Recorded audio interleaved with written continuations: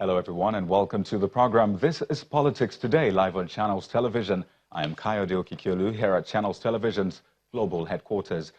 The Nigerian Senate has passed the 2019 appropriation bill, or what we call the budget. And while that might sound like good news, it's not a happy ending just yet. Why? Well, now that the Senate has okayed the budget by passing it, it now goes to the president, who is expected to append his signature before the budget becomes law. And as you know, the president is not in the country as we speak, so we don't know when that will happen just yet. Now, after the signing comes the implementation, which is another critical process. I don't mean to dampen your mood, but there's still more hurdles to cross. Now, speaking of hurdles, the 2019 appropriation bill had to cross a couple before getting to this stage. Let's briefly show you a condensed timeline of the procedure. Well, on Wednesday, that's December the 19th, 2018, President Muhammadu Buhari presented the 8.83 trillion naira budget to the National Assembly that you have on your screen. Well, afterwards, debate was delayed, and this was due to general elections and, of course, the December break, I should say. Now, that took about 2 months. And when they finally resumed, debate was meant to end on March the 19th. That's 2019. Now, let's fast forward to April the 17th. This year, of course. Appropriation bill is laid in plenary after several deliberations and defense. Next up is April the 24th, and Senate postponed passage of the 2019 budget.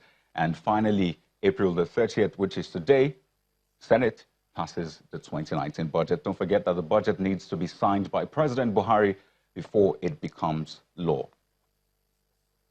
Let's now show you a breakdown of the budget. This is just a condensed breakdown. Statutory transfer is about 502.58 billion naira. Debt service amounts to about 2.25 trillion naira. Recurrent expenditure is about 4.65 trillion naira.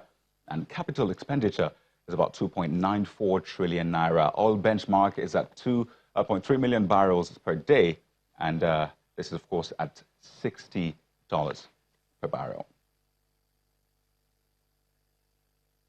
So there you have the budget. We'll go into the budget much later on the program, but let's take you to Bauchi State, where barely a month to the inauguration of a new administration in the state, there seems to be some issues that need to be resolved. That's before a smooth transition can take place. Governor Mohammed Abubakar of the APC, if you recall, lost his re-election bid to Senator Bala Mohammed of the PDP after a prolonged election. You might recall there was a supplementary election. And you might also recall the Tafawa Balewa local governments that came up in the news a lot during the election. Now, the major parties at this point don't seem to be on the same page. The question is, what is the story? Well, let's join our guest in our Abuja studio. Mr. Ladan Saliu is the chairman, Media Committee on Transition, that's in Bauchi State, and PDP chieftain, as well as a former FRC and DG. Thank you for joining us on the program tonight. And next Thank to you very him, much for having me, Kaidi. It's an honor. And next to him is Mr. Mustafa Saleh, is a Bauchi APC chieftain. Thank you so much for joining us on the program, gentlemen. Now let's get into the issues. It's barely a month to inauguration, but it seems that there are some issues that are boiling at this point in Bauchi State. So, Mr. Saleh, I'd like to ask briefly, the governor-elect has alleged that the outgoing governor is planning to award spurious contracts worth 4 billion naira. I'm sure you've heard about those reports. He also alleged that there's mass recruitment being organized in the state, as it were, to sort of put the incoming administration in a difficult position. How true are these allegations, Mr. Saleh? Well, let me say from the onset that these were allegations from the onset. We did call a press conference in which we articulated and laid out all these issues before the public in Bauchi. And I personally addressed the press conference in which I brought to the attention of the public that phony contracts were being, planned to be issued to cronies, to hangers-on, and kitchen cabinet cronies of the present governor. Totaling about 4.56 billion naira using the SUBEB as the conduit pipe. We did also, cautioned, the government, the outgoing administration, to the effect that all their actions and activities that had to do with high-profile contracts and high-profile appointments at this point in time, when it is barely 3 to 5 weeks for them to hand over, I think it's not proper for the government to go ahead and award these contracts. All right. Of course, they are the government, in power. They will hand over on the 29th of May. But if there are high-profile contracts and they do not follow due diligence and they do not follow the laid-down procedures as demanded by financial instructions and regulations, and they are issued simply to bankrupt the incoming government and cripple it so that it becomes dead on arrival, then this tantamount to, putting a cog on the wheel of the progress of the incoming Bala Abdul Qadir government's administration. Okay, Mr. Saliu, I'd like you to... These contracts were Mr. Saliu, I'd like to get the response of Mr. Mustafa Ali briefly to those allegations. You've listened to Mr. Saliu, Mr. Ali. What do you make of these allegations? Kayode said this is allegations. And allegations remains always allegations. Can they come out with facts that the government is planning to award contracts at this point in time? I don't think there is anything that you can use to justify this allegation, because there is nothing like that. There is no any trying to do something via SUBEB or something. No, there is not. And even the government is cooperating toward the transition program or other period. So this is just a mere allegation. Okay, Mr. Ali, I'd like you to take you back to a few weeks back. Now, the outgoing governor originally conceded defeat. I mean, it was all over the media. And all of a sudden, as it were, he made a U-turn and said, you know what, I'm not conceded anymore. I'm heading to the tribunal. Now, you say all is well. Please go on. What really happened when the final election has been announced, His Excellency Governor Mohammed Abdullahi Abubakar conceded defeat and even made a statement congratulating Bala Mohammed.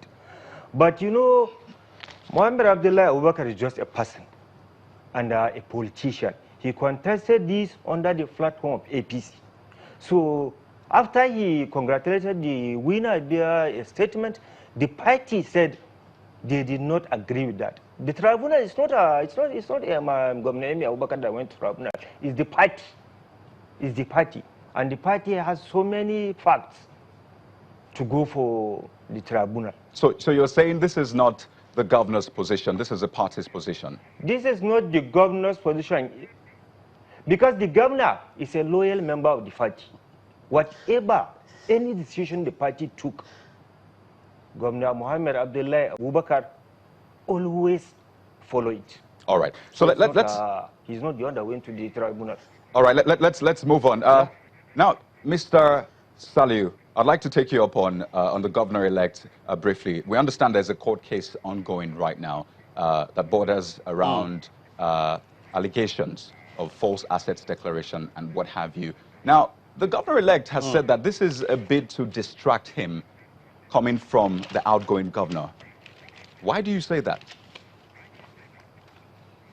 Well, first of all, let me just in a second, clarify some of the issues raised by my own brother. We're from the same state, but look, there was no allegation in this matter of contract. The state chairman of SUBEB called your colleagues, the journalists in Bauchi last week, gave them in the full presence of the journalists, admitted that they have opened tenders, which was, like I said, hurriedly done. It didn't follow due process. And he admitted that he awarded contracts as stated by us. So the government we have in Bauchi State that is outgoing is suffering from the crisis of confidence and credibility and integrity disconnect. There were contracts awarded, phony contracts.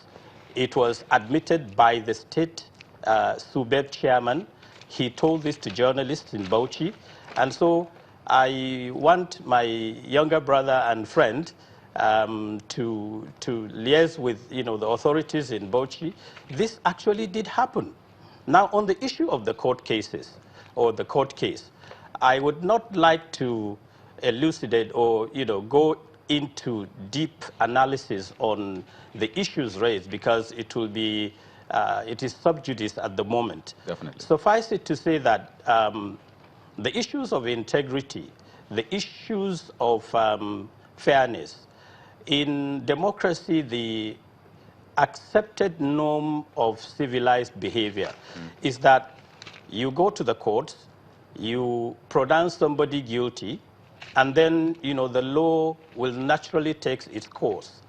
As we speak, there is no any court of competent jurisdiction in this country that has so far found Bala Abdul Qadir Mohammed, the elected governor of Bauchi State, due to be sworn in on the 29th of May, of any incriminating evidence. He has not been found guilty of anything that is against the laws of the land. And like I said, it will be premature for me to go into the issues raised by the court because that issue, as we speak, is sub judice. But let me say this and say it for the upteenth time. Bala Mohammed. Mr. Saliu, if I may right now, I'd like Mr. Ale to respond. You've raised two issues. Mr. Saliu, if you can hear me, I'd briefly like Mr. Ale to respond. All right, you've raised two issues. You talked about the head of Subeb coming out to say, indeed, some of these recruitment was done. Contracts mass recruitment, like awarded. you said. And contracts were also awarded. That's on one hand. Yet you also talk about the case before the court, saying that this actually emanated from the camp of the outgoing governor. So I'd like Mr. Ale to respond to those allegations. Yeah, about the chairman of the Subeb. This contract that they were talking about, this is not something that has just started today.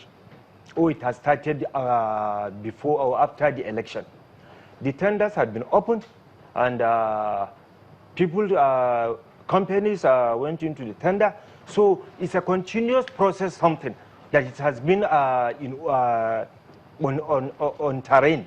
It's not just something that just started because we lost election. Being we lost election does not mean governance will not continue. Because from now up to May 29, Barrister Mohammed Abdullahi Abubakar is the executive governor of Bauchi State. So governance has to continue. Today, can we say we will not pay workers their salary because there is transition? There's nothing like that. So about the court, something. All right, briefly. This is not something that just started today or tomorrow. If I could remember, since 2015, when Bala Mohammed left the office of the FCT minister, he has been arraigned with his own son, which the trial is still going on. And yesterday's one is new. Okay.